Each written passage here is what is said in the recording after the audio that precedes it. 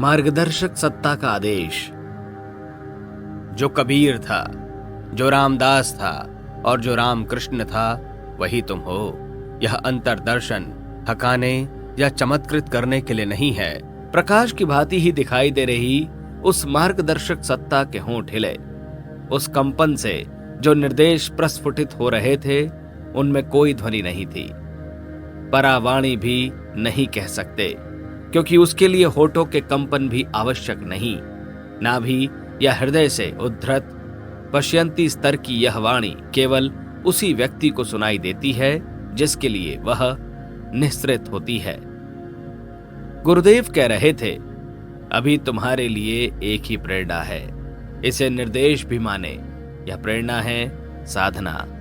सहज और सामान्य भाव से बैठे श्री राम के मन में जिज्ञासा उठी, उसे कौतूहल भी कह सकते हैं। मार्गदर्शक सत्ता से प्रथम दृष्टि में ही परिचय इतना प्रगाढ़ हो गया कि मान सकते हैं कि अटपटा प्रश्न पूछने में भी कोई संकोच न हो। साधना में बैठे श्री राम ने अपनी मार्गदर्शक सत्ता से पूछा, हम तो आपको खोजते हुए नहीं आए थे, आपने हमें क्यों ढूंढा और अचानक साधना का आदेश क्यों दे रहे हैं? किस तरह की साधना? कहते कहते श्री राम के अधरों पर एक मुस्कान खिल उठी। मार्गदर्शक सत्ता भी मुस्कुराई। घनी और लंबी मूछों के पीछे छुपे ओंठों पर वह मुस्कान साफ दिखाई देती थी। उन्होंने कहा, गुरु ही शिष्य को खोजता है, शिष्य गुरु को नहीं। पिछले कई जन्मों की यात्रा तुमने इस शरीर के साथ संपन्न की है, इसके साथ अंगुली पकड़कर चले हो। अब होश संभाला और यात्रा करने की स्थिति में आए तो हमने तुम्हें पकड़ लिया। उस दिव्य आभा मंडल से जब यह शरीर संबोधन सुनाई देता था तो संकेत उस आभा मंडल की ओर ही होता था। यह तुम्हारा दिव्य जन्म है। इस जन्म में भी हम तुम्हारा मार्गदर्शन करेंगे, सहायक रहेंगे, तुमसे वह सब कराएंगे जो युग धर्म की स्थापना के लिए आवश्यक है। उस दिव्य आत्मा ने श्री राम के इस जीवन का क्रम निर्धारण जैसे पहले ही कर रखा था। कहने लगे, ईश्वर को जिनसे जो काम लेना होता है उसके लिए आवश्यक बल और साधन भी पहले से ही तैयार रहते हैं, लेकिन वे अनायास ही नहीं मिल जाते। उनके लिए साधना का पुरुषार्थ करना ही पड़ता है। आज से और अभी से अपने आप को विशिष्ट साधना में सन्नद्ध करो। साधना का चरण 24 वर्ष तक महापुरुष चरण की श्रृंखला चलाने के रूप में है। एक वर्ष में गायत्री महामंत्र के 24 लाख जप का एक महापुरुष चरण संपन्न करना है। आहार विहार में संयम ही पर्याप्त नहीं है, उसके लिए तपश्चर्या का अनुशासन भी अपनाया जाना चाहिए। वह अनुशासन नियत कर दिया गया है। जौ के आटे से बनी हुई रोटी और गाय के दूध से बना मठा। शरीर चल जाए इतना ही आहार लेना है।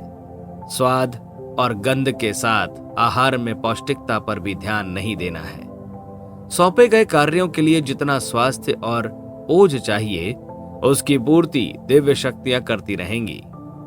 उपासना का जो क्रम निर्धारित हुआ वह कम से कम 6 घंटे चलने वाला था। मार्गदर्शक सत्ता ने जिस दिन साधना में नियोजित किया उस दिन वसंत पंचमी थी। निर्धारित उपासना संपन्न हो चुकी थी। जप निवेदन के बाद विसर्जन और समर्पण का विधान ही शेष रह गया था। श्री राम ने उस उपचार को स्थगित किया और निर्दिष्ट क्रम के अनुसार आगे का जप आरंभ किया। एक वर्ष में 24 लाख जप का अनुष्ठान संपन्न करने के लिए 66 मालाओं का जप, लगभग 7000 बार गायत्री मंत्र का उच्चारण आवश्यक है। उस दिन सूर्योदय के बाद करीब 5 घंटे तक और बैठे रहे, साधना करते रहे। जप कब पूरा हो गया कुछ पता ही नहीं चला। जप और सविता देवता के ध्यान के समय साधना के संबंध में तरह तरह की जिज्ञासाएं उठी। उन्हें पूछने के लिए शब्द नहीं तलाशने पड़े।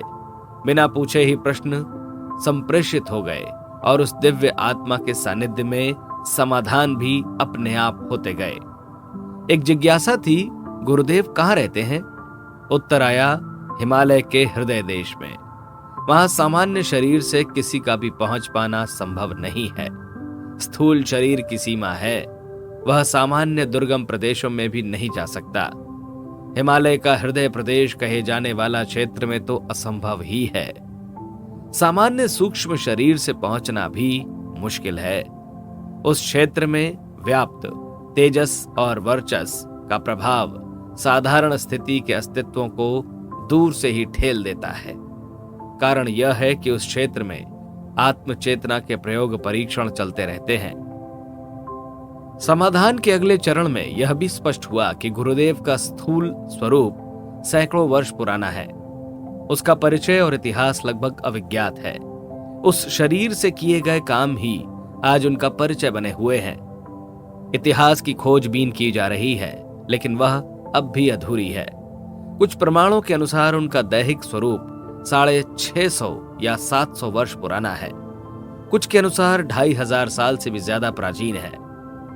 अनुष्ठान के पहले दिन प्रारंभ में ही उत्कंठा जगी कि उस स्वरूप का परिचय प्राप्त किया जाए, लेकिन उत्तर में एक सन्नाटा ही सुनाई दिया। उस सन्नाटे में सिर्फ एक बोध तैर रहा था कि सर्व के अधिपति ईश्वर की सत्ता का जो निर्विकार आनंद है, वही गुरुदेव के परिचय का प्रतीक है। हृदय प्रदेश के जिन साधकों या सिद्धों ने अपनी सूक्ष्म उपस्थिति के प्रमाण दिए थे, उन्होंने गुरुदेव का नाम स्वामी सर्वेश्वरानंद बताया था।